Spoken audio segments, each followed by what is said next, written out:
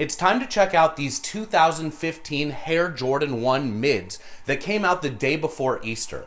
This is actually the second time that Nike's released this pair of shoes. The first time was back in 2009, which interestingly was the same year that Nike retroed the Space Jam Air Jordan 11 during the holiday season. This year in 2015, Nike's gone back in the vault and they're going crazy with the whole Michael Jordan, Bugs Bunny, Space Jam collaboration. We have these Hare Jordan 1s. There was a matching grade school pair of Hare Jordan 1s. There's another grade school pair of Lola Bunny 1s. You'll recall that Bugs and Lola Bunny were in Space Jam with Michael Jordan. A few weeks back, a pair of 7s came out that people were calling the Marvin the Martians, but then Nike quickly corrected it and said that they were inspired by the Barcelona Nights, the night sky, the lights illuminating after Michael Jordan and the Dream Team won the gold medal back in 1992. And actually what was happening was Nike was very concerned about being sued over using the Marvin the Martian trademark and iconic colorway on a pair of shoes without permission. I want to show you something that I think is fascinating about this pair of Hare Jordans. Check it out.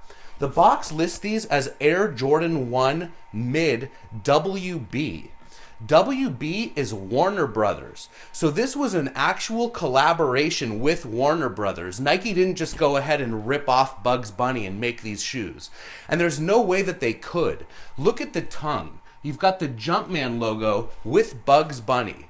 If Nike did this without Warner Brothers' permission and Warner Brothers saw this shoe, they would sue them and really have their day and way in court with Nike.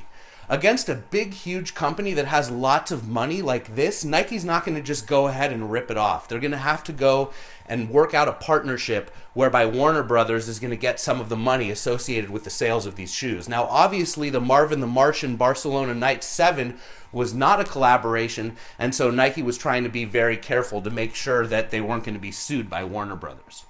Check out that retro card right there. A nice, interesting touch. What this reminds me of is the last pair of Air Jordan retros that came out with a retro card, which was actually the Bugs Bunny 8s in 2013. And interestingly about that shoe, which has been retroed 2 other times, those other 2 times, nobody ever called them the Bugs Bunny shoes. But then in 2013, when they came out, they're the Bugs Bunny 8s. We've got the Hare Jordan 7s coming out in May. In June, we have a pair of Space Jam inspired 5s. And then in July, we have another pair of 7s that are inspired by Space Jam. They're the Bordeaux's. Well, actually, they weren't necessarily inspired by Space Jam, but in some of the iconic ads with Michael Jordan and Bugs Bunny, you'll see him wearing the Bordeaux 7s, also the Hare 7s. Interestingly, when I was watching Space Jam yesterday to prepare for this video, Michael Jordan also was wearing a pair of white and black 9s. I can't believe Nike hasn't broken out the 9s in Space Jam form. Let's have a look at these 1s, at the details of them. So you can see right here Bugs Bunny as the Jumpman logo. The tongues are neoprene, much like the Huaraches and the Air Jordan 7s. Let's grab a pair and have a look at it up close. See that tongue right there? It's just like the tongue on the 7. And that graphic that you see underneath the Jumpman logo was actually inspired by Bugs Bunny's carrot. Another interesting fact about the upper of this shoe, it's white and gray. Well, actually, the box lists the gray as silver, but the reason why the shoe is white and gray is because Bugs Bunny is white and gray. So they wanted the shoe to resemble the character, which is a nice little detail. On the back here, the shoe says Hare, another nice little detail. These are such cool, fun shoes. And in the ShoeZeum, I had an exhibit with the 2009 Hare Jordans, alongside the 2008 Hare 7s, alongside the Marvin the Martian Dunk SBs. And actually, the Marvin the Martians were in 2 places in the ShoeZeum because they were also inspired by Miller High Life. But in this exhibit, which was a part of the cartoon section of the ShoeZeum, people would always look at the Bugs shoes, and I would always point out those Jumpman logos, and it was just like so nostalgic, because who didn't grow up watching the Looney Tunes? Let's turn this shoe around and have a look at the side. Really nice perforated nubuck.